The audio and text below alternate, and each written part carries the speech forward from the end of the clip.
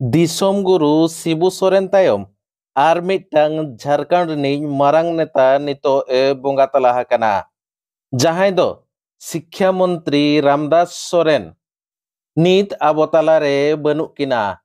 ᱟᱡᱟᱜ ᱩᱢᱮᱨ 62 বর্ষ ᱨᱮ ᱜᱮ ᱨᱟᱢᱫᱟᱥ ᱥᱚᱨᱮᱱ ᱟᱵᱚ ᱠᱚ ᱛᱟᱞᱟ ᱠᱷᱚᱱ ᱠᱤᱱ ᱥᱟᱦᱟ ᱥᱟᱺᱜᱤᱧ ᱟᱠᱟᱱᱟ। ᱱᱚᱝᱠᱟᱱ ᱫᱩᱠ ᱠᱷᱚᱵᱚᱨ ᱦᱤᱡᱩᱜ ᱠᱟᱱᱟ ᱡᱮ रामदास सोरेन झारखंड रिनी जहां शिक्षा मंत्री रामदास सोरेन नितो बोंगा तला हकना नोंकान खबर आबो सामंगते सेटेर आकना।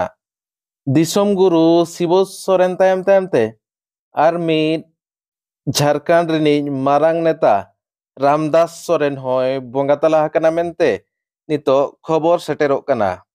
आजा उमेर 62 वर्ष बयस रे आजे बोंगा तला हकना मेनते खबर सेटेर आकना।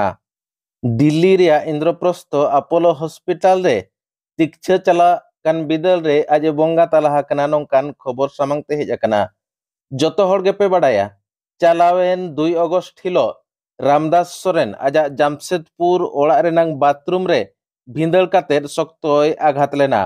आज संगे संगे इना तायम जामशेदपुर या टाटा मेमोरियल हॉस्पिटल को इदिले दिया और ओंडे आजा चिकित्सा ठीक ठाक हुईलेन रे हो बढ़ती चिकित्सा लगित दिल्ली ते को इदिले दिया और दिल्ली रिया अपोलो अस्पताल रे चिकित्सा चलुवकान बिदल रे आज बोंगा तला हकना मेनते नोंकान खबर नितो सामंगते हिजुक कना। और नुआ खबर सोशल मीडिया तालाते सदर आकाय जेएमएम रिनी राष्ट्रीय प्रवक्ता कुलनान सरंगी बांगमा नुआ खबर आज सोशल मीडिया ते सदर के जे रामदास सोरेन आर नितो नुआ दिसोम खोन चे आबो को बगी काते सा संगिजना कना मेनते सोशल मीडिया रे सदर ले ताहेने।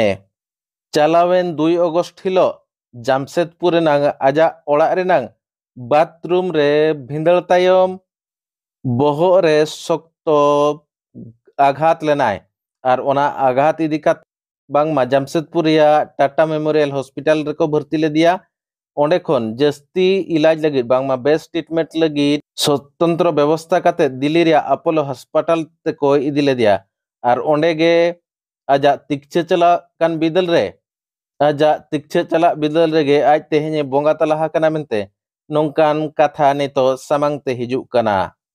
रामदास सोरेन पूर्व सिंहभूम रिनी घागरबेंदा अतु रिनी रामदास सोरेन आजा जीवन राजनीति जीवन पुइलुते सरपंच खने एहब लेआ और 1980 मसीहा रे झारखंड मुक्ति मोर्चा बांगमा जेएमएम रे आजे सेलेद लेना।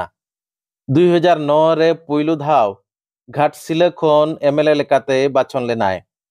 इना तायम 2019 और 2024 रे हो आज घाटशिला आसन खन एमएलए लेकाते बाछन लेन ताहेने और 2024 मसीहा रे बाछन तायम हेमंत सरकार शिक्षा मंत्री लेकाते ठावे नाम लेआ और चालावेन 2 अगस्त हिलो आजा बाथरूम रे भिंदल तायम आज दिल्ली रे अपोलो हॉस्पिटल रे चिकित्सा चला बिदल रे आज बोंगा तला हकना मेनते नोंकान खबर सामंगते हिजुक कना।